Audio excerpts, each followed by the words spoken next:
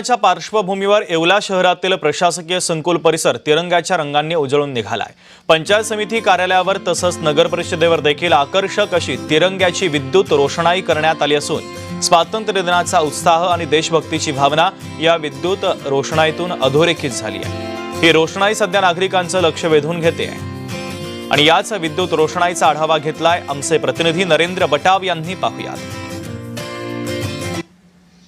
येवल्यात स्वातंत्र्य दिनानिमित्त देशभक्तीचा उत्साह बघायला मिळतो। आपण बघितलं तर आता सध्या आपण येवल्याच्या प्रशासकीय संकुल परिसरात आहेत। याच प्रशासकीय संकुलामध्ये पंचायत समिती कार्यालयावर आकर्षक तिरंग्याची अशी विद्युत रोषणाई करण्यात आली। त्याचप्रमाणे शेजारीच असलेल्या नगरपालिका कार्यालयावर देखील आकर्षक अशी तिरंग्याची विद्युत रोषणाई करण्यात आली असल्याने नक्कीच या पंचायत समितीसह नगरपालिका इमारत देखील या विद्युत रोषणाईने उजळून निघाली आहे। रात्रीच्या वेळी या तिरंगाच्या रंगाने जळून निघणारे हे कार्यालय नागरिकांना अधिक लक्ष वेधून घेत आहे।